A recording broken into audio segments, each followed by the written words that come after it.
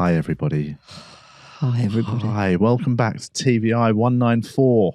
Back in the game. Back on UK soil. I'm in, mate. I'm in the country. I'm happy to be back. You're glad to be back. Jet lag to shit. Is it? Yeah, I landed back at 7:15 yesterday morning, and then got home, and I'd sort of, because we'd gone from Melbourne to LA, and spent 4 days in LA, and in that time hadn't fully got on LA time, so we were sort of half and half. So yeah, yesterday I slept from 3:30 p.m. till 9 p.m. Lazy. and then was up until 4:30 a.m.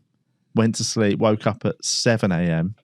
and I've been up since then. So I've just been sleeping in weird chunks. I never know what is jet lag exactly. It's basically your circadian rhythm is on the wrong schedule. So mine's on the wrong schedule on UK soil. Yeah, but that's because of your bad habits. Yeah, but no. So your circadian rhythm is your body gets in tune with the sort of rising and falling of the sun.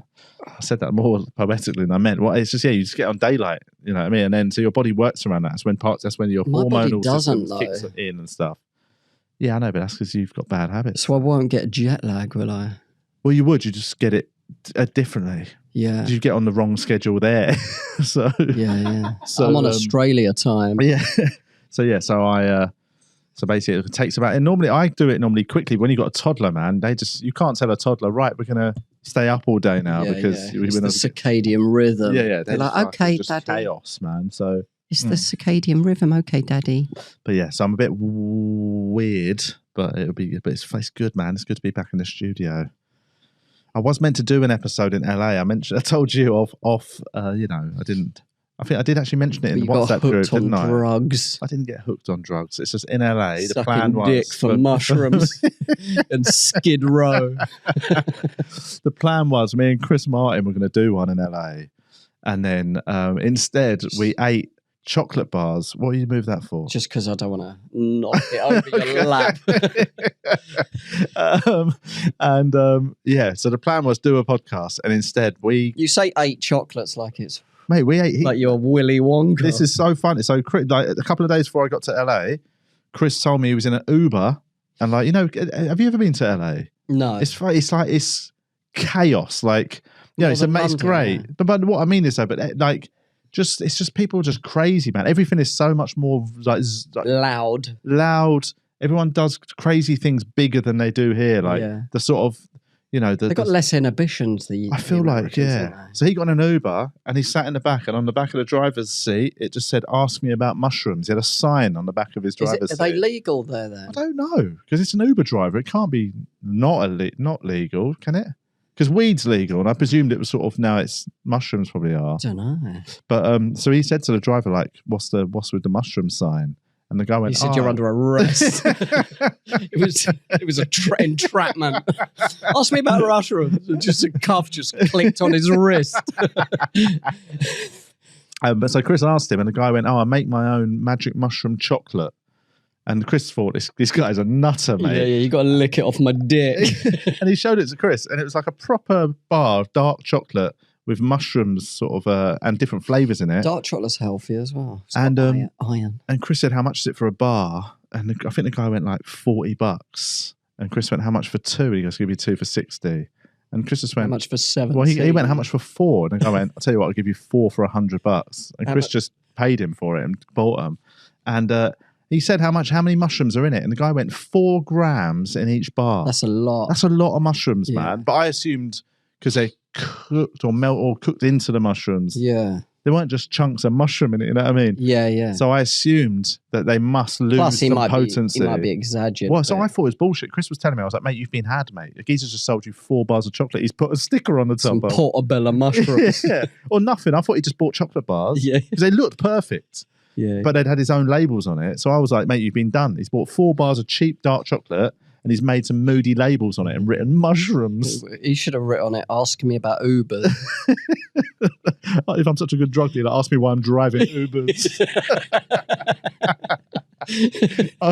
Ask me about my business model. But so anyway, yeah. So we were basically me, him, and John Hastings I'd sort of constantly been saying, I think you've been done and they're not going to work. And then we just went, well, we'll try it then, innit? So I took a strip of 3 squares. Chris and John had 2 squares each. That's a bold move. I would have just had it.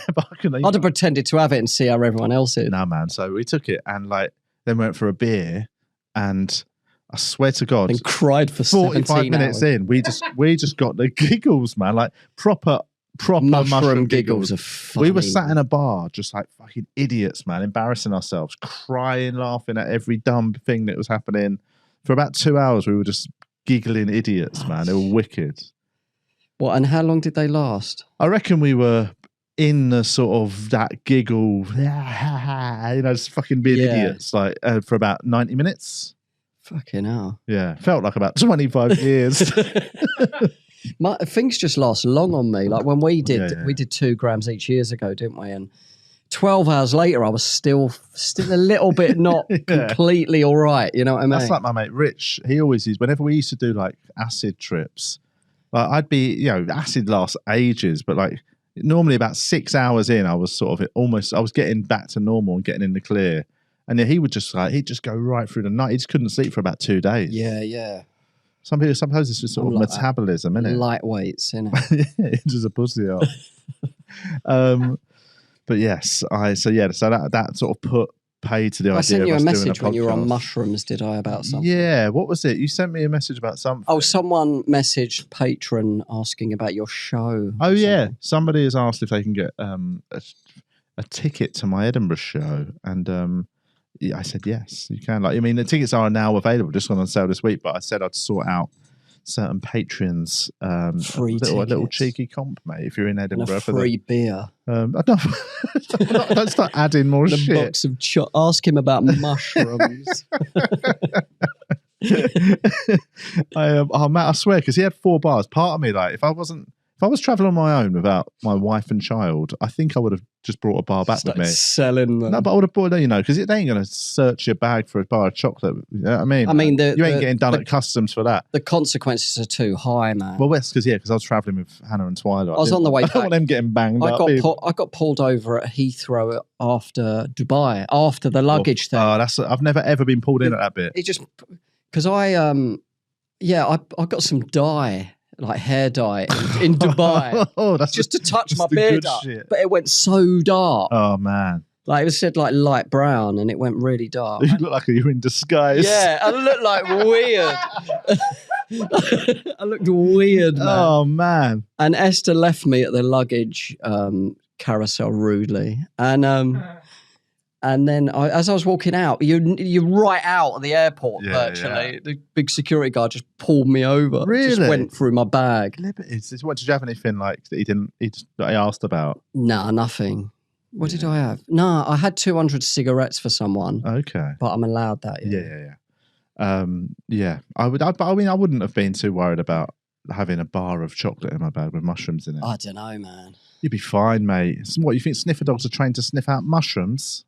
I don't know. You'd probably be all right, but the consequences. I'd just be like, I bought a chocolate bar, man. I didn't know there's mushrooms in it. Yeah. So ask me about mushrooms. My pupils are like this big, and I'm laughing at him. He's just cracking up in a cell. I'm in jail. I've accidentally, I'm talking a decade ago now, but I've accidentally taken drugs through customs a couple of times. I posted something back from Australia once. Inside a Ventolin inhaler, just some weed. Really? Yeah. Why are you posting weed from Australia? You can get weed here. I know. I was just, I don't know. There was no reason to do it. I sent it to my sister. She didn't find the weed and she just threw the package away. Okay. Because it was too well hid. Yeah. Just annoyed me. Like I open, like the aerosol part of the inhaler. Yeah. Like I literally burst it open, put weed in there, and posted it. Yeah. That's a terrible. I don't know. There was no reason. The postage probably cost more than buying the weed here. It was zero reason for me to send it. Yeah. Apart from like proving that I'm on weed. That's why I did it. Showing off. But yes, is my sound okay? You sound good. You sound nice in my ears. It's a bit. Why do you know? It feels like it's like up and down in my earphones. That might be your headphones. Yeah. You sound very nice in my ears. Fine though. You sound fine. I will. like the indicators show that it is fine. If not, I'm going to increase your volume. Yeah, cool, man. That'd be nice.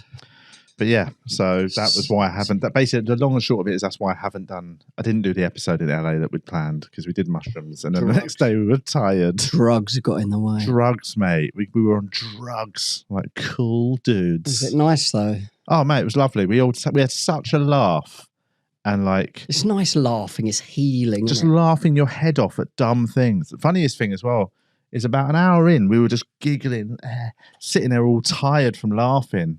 And it's that thing, you say things at the time are the funniest things you've ever heard. And then you look back and be like, that wasn't that funny. Yeah. There was one point when I bought us a round of drinks. John wasn't drinking, so I just got him like a soda water or something. And then Chris, I bought a vodka and soda. And I got me a vodka and soda. And I drank mine. And his hadn't touched a sip of his. The liquid was still up to there. And he hadn't touched it for 40 minutes.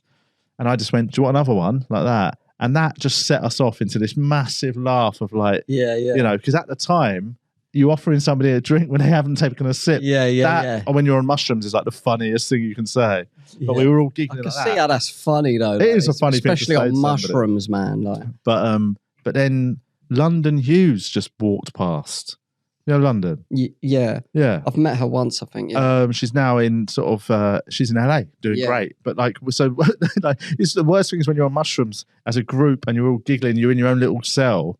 You know what I mean? You sort of got this tight-knit group when you're all in on it. And someone normal appears, man. Especially somebody you haven't seen in about 4 years. It's weird. So we're all suddenly trying to hold it together and act normal around her. But anyway. I just tell people I bumped into my mate I hadn't seen in 10 years in Greenwich Park and I was tripping. And he was like, all right. And first thing I said to him, because I used to trip with him. It was so mad. Oh, right. That's all right then. If it's somebody he was a really good mate of mine, yeah. He was like, hi, how you doing? What are you up to? I'm on acid. Yeah, I just said to him, I'm tripping, by the way. That's the first thing I said. It's so weird because I did one of my first trips with him. Okay. So it was so synchronistic bumping into him. Yeah. I mean, we both live near Greenwich Park, so it wasn't that. But yeah, Chris does that. He kept telling everyone, and anyone he just told the waitress who came over within about a minute. So we were just being silly and having a bit of a giggle, but that was before it fully kicked in. So we're just laughing a bit. They might be a bit more open-minded over there. If you told, they wouldn't give a shit. Yeah. But she found it funny, but it was just he was like a little kid. He comes over and we're having a bit of a laugh with her. She was quite a funny. Sort of, she was funny. Was she a ting? She was 23 and just a bit old. She was way over the hill, man. She was past it. But no, she was just a young lady, and just straight up. Chris went, just so you know, we've eaten some mushroom chocolate. Yeah.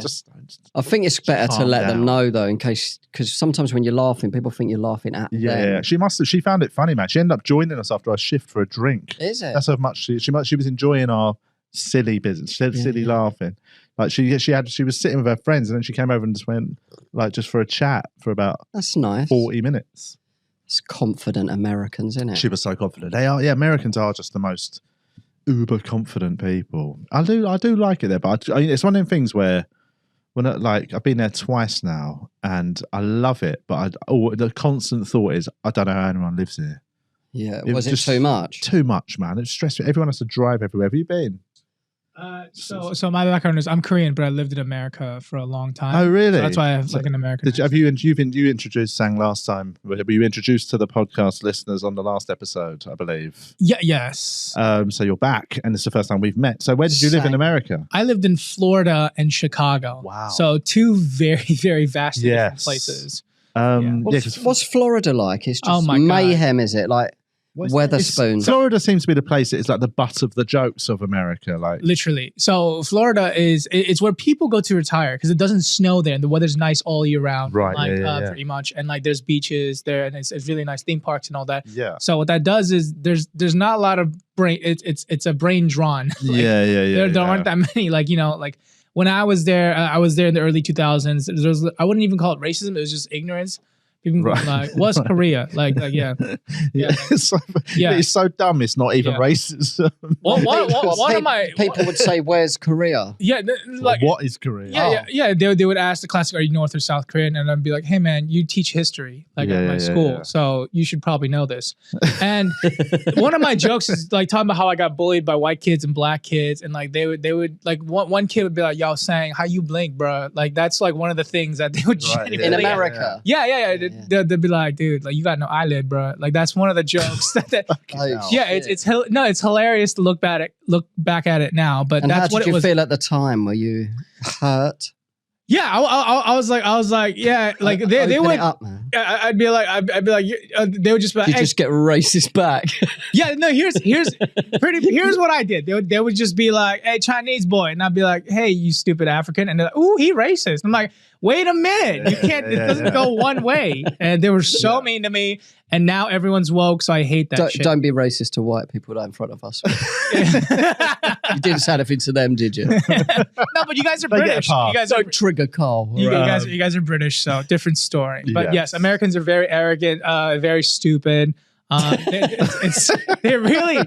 I could know. I get a sense of why they weren't too keen on you. They need to take it easy with the refills. It's too much. All right. So what was Chicago like though? Chicago feels like it's going to be a bit of an upgrade in terms of culturally. Yeah. To sum it up into one sentence, like so, early 2000s, I was using MySpace, and I moved to Chicago, and I was like, "Yo, guys, do you guys have MySpace?" And they're like, "It's Facebook now, you idiot." By the time everyone moved onto Facebook, it's people in Florida were still on MySpace. The gap in like just like they were just really behind. Tom and Florida. Yeah, he sold MySpace, didn't he, for like loads of money? Or something. And I don't think he's ever like he just went. He's on Twitter. I'm out, mate.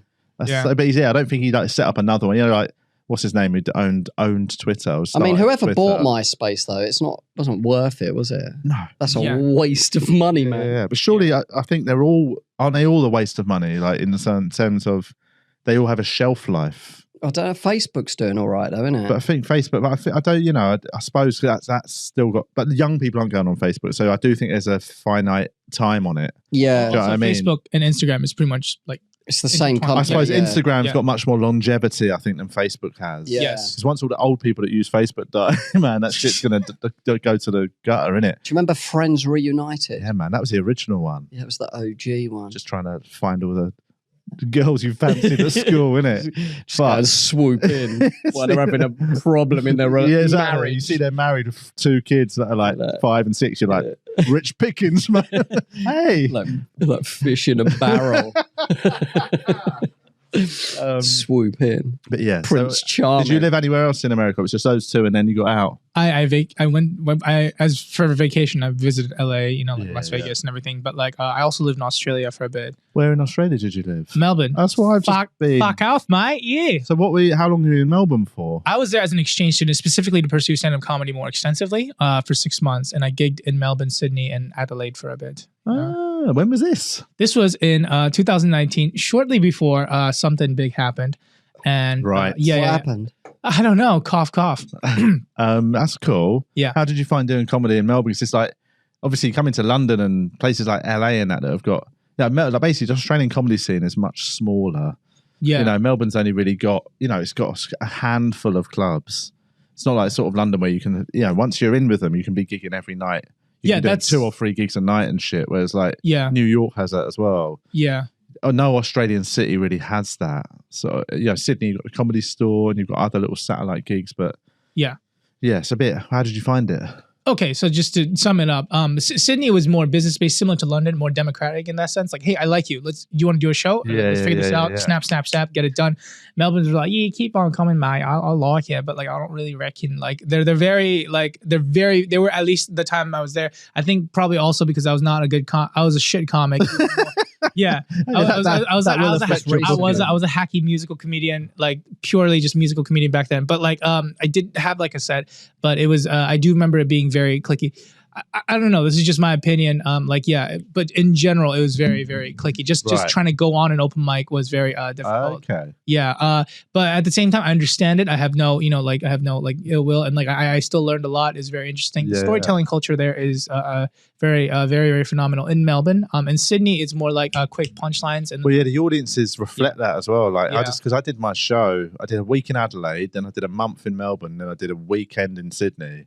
And the audiences are just so different, man. Adelaide, they just laugh at anything, man. Adelaide audiences are the most easygoing, just fucking it's a fringe, man. Anything goes. Maybe they're also stupid. I don't know. Sorry, that's Carl's demographic. But I just think there is fans. Do you know what it is? I tell you what it is. It's because Adelaide doesn't have anything the rest of the year. Like the Fringe is the only full-on month of entertainment in the whole year. So you've got 11 months where it's a really sleepy little city. I do remember, and it's and then suddenly this month happens where it's like fucking chaos. So they just love it.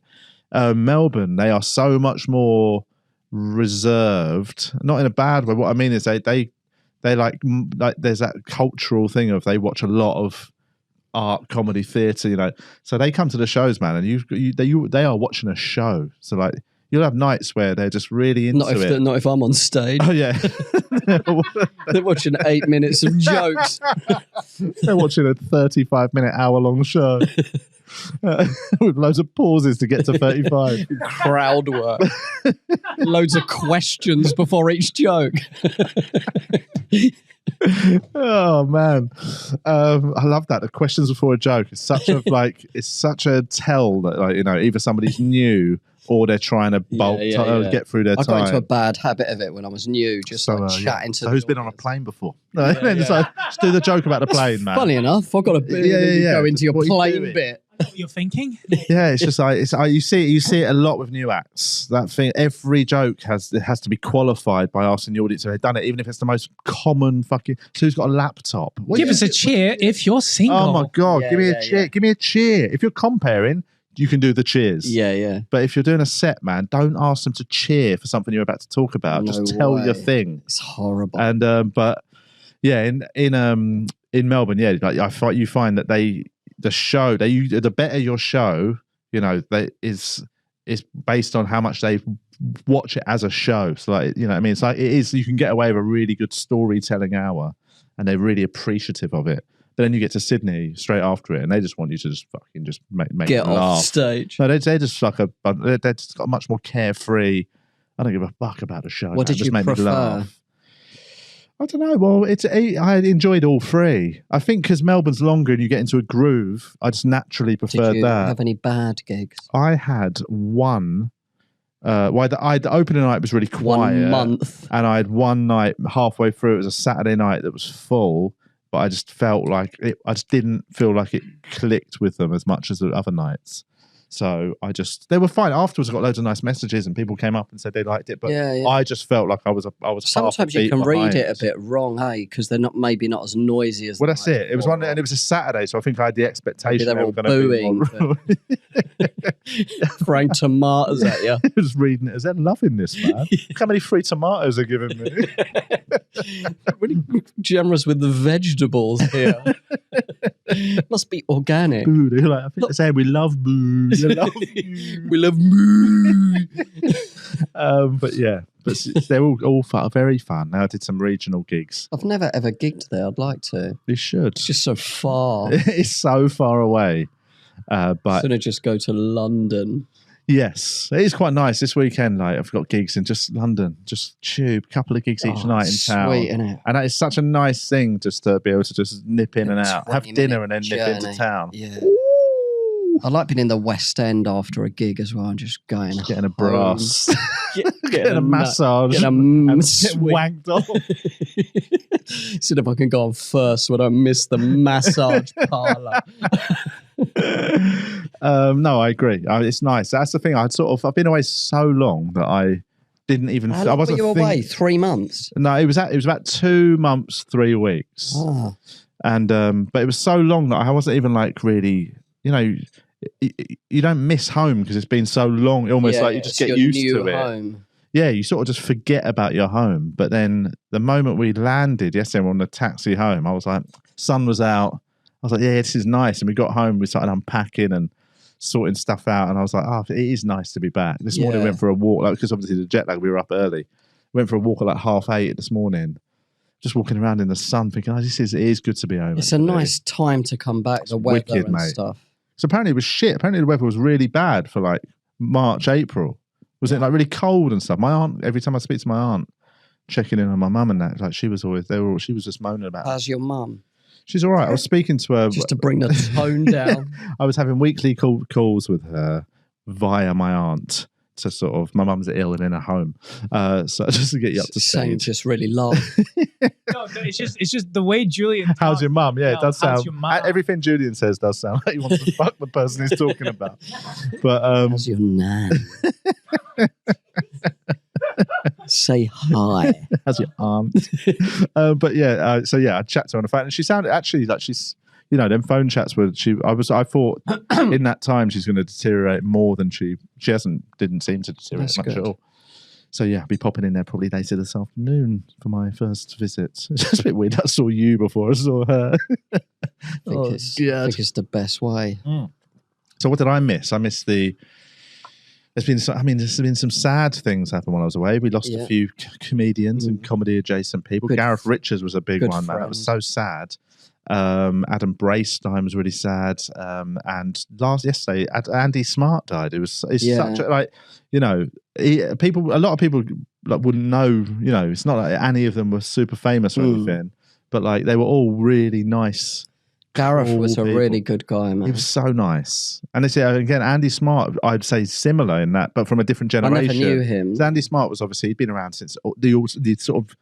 Like almost the original days of alternative comedy, part of the Comedy Store Players, and he's just been at every festival. I'd always like have a little beer with him at bloody Glastonbury when he'd be doing the cabaret tent, and just like he was just a fun, nice. You wouldn't hear a single person have a bad word to say about him, which like Gareth as well. It's sad, man. So but I missed. So that happened while I was away. I also missed the coronation. That was. I imagine quite a big thing. I'm so glad I wasn't there for that. I was there. Doing what? Not really. I went there. You don't? Because what? Because you? I didn't watch it actually. I missed it. Good.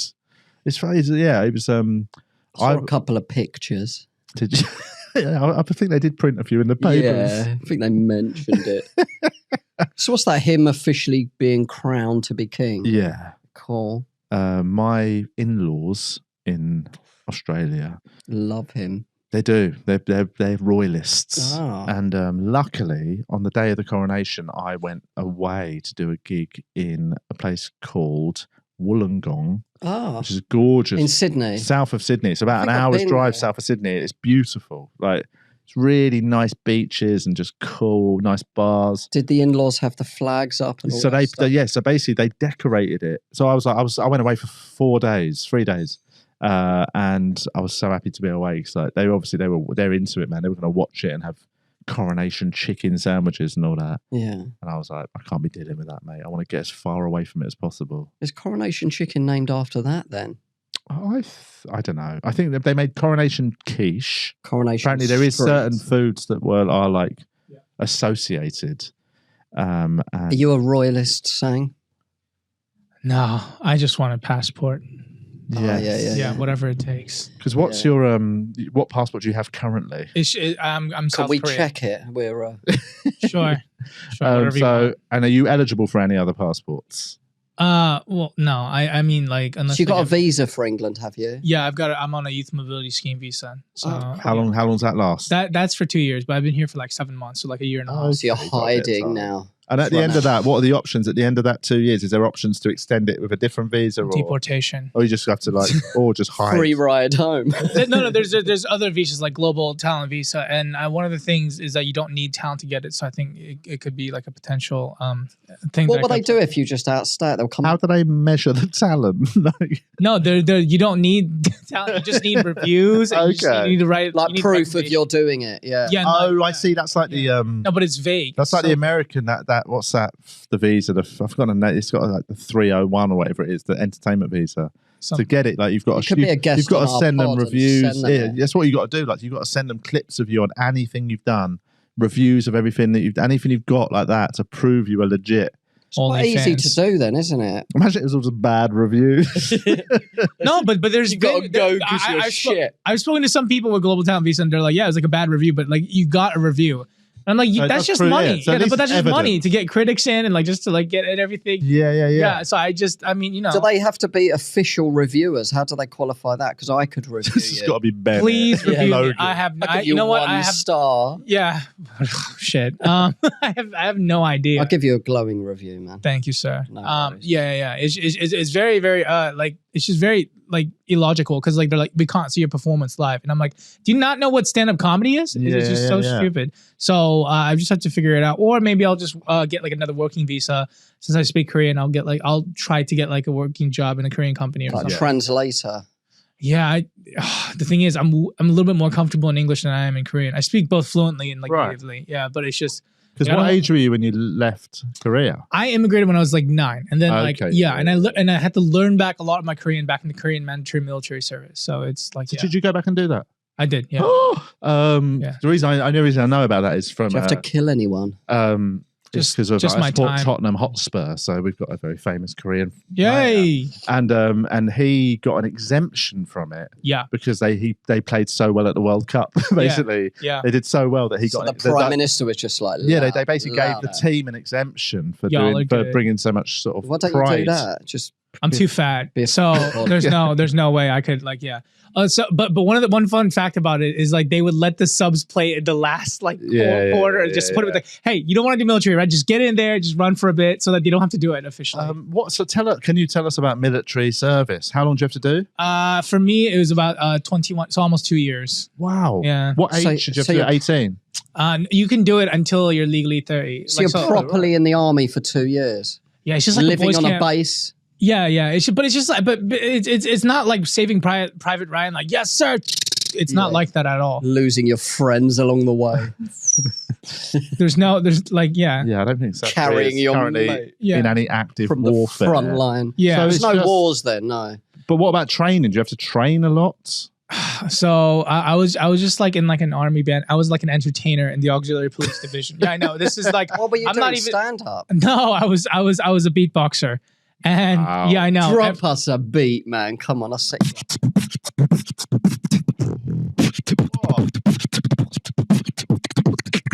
But they couldn't wait to get out. Yeah. Not really. That was good, man. Yeah. That's a good little bass line. Yeah, I'm a big joke to the family. So you were the resident army beatboxer. I know. I talk about it later in my stand up, but like it's like do you beatbox in your set? Unfortunately, sometimes. But the thing I would like to mention, I'm also a pure comedian.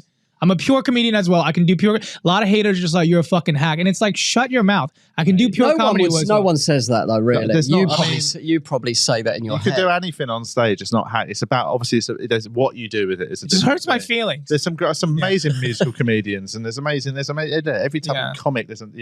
It's. I like a bit of beatbox. Who's the guy that was in Edinburgh? Beast. What was his name? Beardy Man. No, Beardy Man. Yeah, he's like he's an OG beatboxer. And there was Shlomo as well. Shlomo. Yeah, those guys. Beardy Man and the guy from Police Academy got together and did something in Edinburgh. Well, Benny Boots used to support Michael Winslow on tour in the UK, and and I remember the year Michael Winslow was in. He did Edinburgh a couple of times. Yeah. He was great. I saw him. I worked with him a few times. Lovely man. Him and his wife were such nice, normal people. Is he? He's really good, is he, at the sounds? He's one of the OG pioneers, of Police Academy. I loved that. Yeah.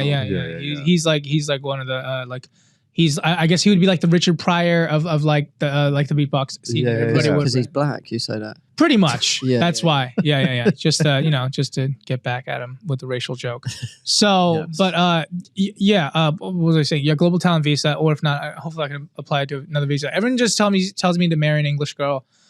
Sure. Are you into them? What's your preferences? I don't really. I mean, to be fair, all of my girlfriends were actually white. Previous girlfriends were white, but like I've dated I've been rejected and dated girls of all ethnic backgrounds. Yeah. Yeah. What ethnicity have you most rejected? No. I've been rejected. Oh, okay. Yeah. It's very. It's a landmine of a question. It is really nice to reject a girl. I feel so strong and like powerful. Yeah. But it doesn't really happen that often. No. Yeah. But I was going to say we should do some questions from the group. Yeah. Because Our TVI patron WhatsApp group. We have questions. Basically, sign up to Patreon if you want to listen to so many bloody extra hours episodes. On like, there. you know, there's probably, I don't even know how many. It's probably over 100 hours of it. I'd say so. I just pulled that number out of my ass. We will add it up. But also we have the TVI WhatsApp group. If you do want to join that, sign up to Patreon and you can be added It's about to it. £1 a week. Yes. Just under. To have arguments in a WhatsApp group. Yeah. No, it's fine. It's good fun, actually. The splinter group. There's loads of splinter groups, I think, now that have been set up by members of the groups for like people that have got their own tastes. Like there's the little sexy one. Yeah. For like kink stuff. And it's just me in there. A football one. It's just Julian sending bits of a dick to himself. And anyway, but it's good fun. But there's been loads of chat on there. People asking but let's see what questions there have been, and we can just get through them. There's a lot. So what did I miss most? Eurovision I missed. The Coronation, Married at First Sight Australia, they said. So Eurovision. Married at First Sight Australia, I've done 10 seasons. That's mad. 10 seasons. Insane. 36 hours each season. You've done 360 hours. Yes. Well, the first 4 seasons are not 36. There's like 6 episodes. But you could have watched so many better things. The Married at First Sight. I don't think there is anything better. Watch The Sopranos. It's so good, Married at First Sight. It's not The Sopranos, is it? I think it's better. At least it's real. Sopranos is not real though. It's all but it's also all Sopranos engineered. Is good. I mean, it's steered, I guess, but the emotions are real. I think. Right. My emotion. So yeah, I missed all of that. Eurovision. Did you watch Eurovision? Who won it? Anyone know who won it? Sweden. Okay. Tattoo. Is that? ABBA was Swedish, weren't they? That's obviously quite a. They might be entering next year. ABBA. No, they won't. Oh, did I read that wrong? Are they back? Didn't they do a weird tour where it was like CGI? They're doing a tour at the moment, yeah. All right, let's do this. Martin asks, worst drug experience, not just Class A's. If you have a good story about Night Nurse, for example, also fine. Worst drug experience for me was probably just the first time I did really strong mushrooms, actually. Really, yeah. Yeah, and I must have mentioned on it before. Yeah, I was in Amsterdam so long ago. Oh, God, yeah. I just did really strong truffle mushrooms. Yeah, and it's not a great place to do them, is it? 4 of us, out of all 4 of us, you know, we all had a rough time of it. My mate had one of the worst trips I've ever seen. Like, he got really aggressive and violent. And we basically had to lock the 4 of us in a room and hold him down at times. And like, yeah, like, you know, he tried to attack us. And one of my mates kept trying to phone his mum, and we kept having to take his phone off him. Shit. And then me and my other mate were the 2 that held it together the most. And so it was just hard, man. It was a hard, like, 6 hours. That must have been traumatizing. It was pretty rough. The next morning, like, we were all really cagey with each other. What did your violent mate say? The thing is, he's the most tepid, gentle person, but he just had something came out of him on these mushrooms, man. It might have healed him a bit. Yeah, maybe. But he did. At one point, he stood in the middle of the room, like shouted, He went, it's always been about me, like that, and then he just pissed himself. Like literally stood there, you could just see all the piss running down his leg. Oh, yuck! You should have filmed him. Have you had what's your worst drug experience? Mine's that DMT one a few years ago. We had a psychotic episode. I fucked up. I just fucking fucked up. I was screaming like I'm being murdered. Yeah, that's bad. I was inconsolable. Is that the word? Inconsolable. Yeah. But also, I couldn't get a grip. That's the problem with hallucinogens. Like, is that once you're in it, you can't get out of it. And so if you start having a bad trip, you're just like, well, the moment you realise you can't get out of it, that just yeah. But DMT's a whole new level, isn't it? Monster, in it. I haven't done it in years. You done any DMT? Have you done any hallucinogens? You want to buy some? No, I have not. Also, for the purpose of your visa, you should probably say definitely no. Yeah, allegedly no. Yeah. Yeah, definitely not. I just like alcohol and cigarettes, and that's it. Lovely. What a lovely pair. I was having some fat. I had some cigarettes at that night on the mushrooms, I bought a pack of American Spirit cigarettes. Oh yeah. So I was just on mushrooms, drinking beer, and just having a fag. I was like, this is 10 years ago, mate. I'm back in the healthiest cigarettes. In early 30s, mate. Going through my divorce. Lovely stuff. Right, let's see what else we've got. Is there a surprising or weird fact about you or your life that you've never told each other until now? I don't know. I mean, we're pretty candid on here about everything. It's very. I'm trying to think if there's anything I've never told anyone. Not told anyone, but not told. Why? Yeah, no. I think we've talked about so. I don't think we hide anything on here that is. No. But I suppose surprising or weird fact. It's something that you wouldn't even think to mention. It's something weird. I was fostered as a child. Were you? Yeah. What age? 13. Well, I was in a children's home. When you were naughty? Yeah. Well, I was in a children's home. Naughty fostering. For 3 months. Yeah. And then at the end of it, they get you fostered. Was it like the film Sleepers? What's that? When they get bummed in the basement. I'm sure people were getting bummed. I swear. I'm quite surprised I swerved all of that. Why? Because you were such a sexy little thing. I brought the heat, no doubt. But I think you were too intimidating. I think I was a bit cocky and I don't know. They were worried you'd be too into it. Yeah. The power dynamic would be off. I was too flirty. But so after the children's home, I got fostered. But they didn't tell you. It's just like a car social worker, key worker, all these people and me driving to Sevenoaks. And they said, you're just going to stay here for a few nights. And I went in the house and the woman was like, oh, isn't he cute? Oh, we're going on holiday next year. We're doing this, that, and all these long plans. I'm like, I was thinking, I didn't know that. Yeah, and then they left me at the house and it was so lonely and like so depressing. And how long did you end up staying there? I didn't even stay there a night. I bailed. Oh, really? Yeah. So I packed my suitcase. I threw it out the window. I said to the other boy, there was a bit older, I'm just going out. He said, oh, you're not allowed out. I just went. Yeah. And I picked my suitcase up and borrowed some money off a homeless guy to get to the station. Wow. And got to the Sevenoaks station. It felt like I was in another car. It was so far at that age. Yes. And got a train back to Abbey Wood, back to the children's home. And so you went back to the home? Yeah, but no one was in. So I sat on the roof and waited for them to come back from bowling in the children's home van. And then they came back. And then I ended up staying at my mate's house that night and went back to my mum's the next day. And that was it. It was over. Right. I went back to my mum. So you just cheated the system. Yeah. Found a glitch in the matrix.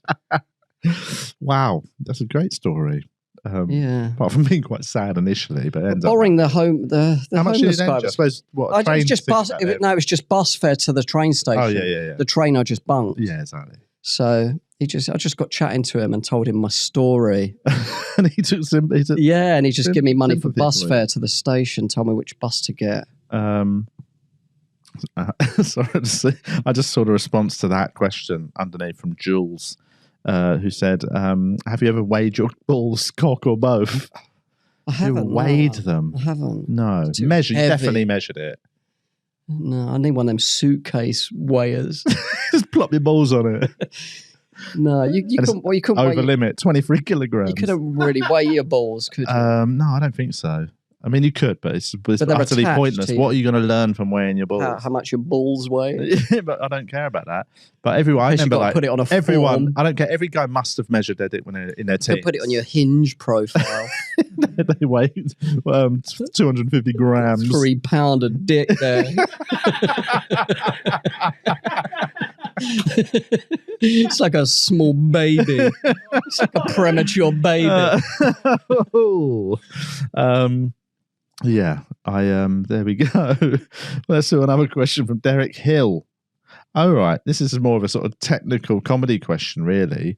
Does Chortle track comedians' venues for their listings, or do individuals, clubs contact Chortle with their dates? I think clubs must. I always assumed it would be like some sort of automatic link. But there's not all the gigs up. There's only like a few, isn't there? Not all of your gigs aren't on there. I would have assumed it was ones that must use some ticketing. No one system really where they goes show on up. Chortle anymore. No, it's I'm more going to for, say it. Yeah, it's more for comedians than it is. Yeah, I reckon comedy, super comedy, like nerds and fans. They might too. Yeah, will go on there. 'Cause, yeah, I suppose it is. It just collates data. It's not really like, yeah. you know. I used to think it was quite important though. Chortle when I was new. Yeah, everyone does. So you talk while I'm trying to see this. I used to read the reviews and like try and learn from them. Did you? Yeah, I think that's why I resent it so much because it was such a waste of time. Yeah. You know what I mean? Have you been reviewed, Sang? No, I have not. I in Korea I was. Yeah. Yeah, but not really like thoroughly. Don't really see a lot of clubs getting reviewed though, do you? It's more hours. It's more when you do festivals. Yeah. Hi everybody, that's the end of the public episode. Thanks for listening. Now, if you would like to hear more, you can go over to patreon.com/ We Are TVI. You have to put it in the search bar. Because we still haven't taken it off adult content. Because it's triple X. It's true. It's dirty. Filthy. Nice. Get your willies out when you listen. But yeah, go over to Patreon, sign up. What's the tiers? I can't remember what they're. 3? We've got £3, £5, 10 and 20. I mean, the 20 is a joke one. £10 is sort of a joke as well. £3 gets you just all the back catalogue of extra episodes and hours and hours. There's I don't know how I'm 100 hours extra sort of episodes. And the £5 tier, you get all that as well. But you also, if you wish, get to join the TVI WhatsApp group. And you can also see the full episode or listen to the full episode with a £3 tier. Yeah. So £5 gets you the WhatsApp group. Yeah. Excellent. That's it. That's all you need to know. Get over to Patreon if you want more. Thanks for listening. Otherwise, just thanks for listening to the public episode, and please like and share. Yeah, give it a share, mate. Tell your friends, tell your families, tell your kids. Bye. Love you.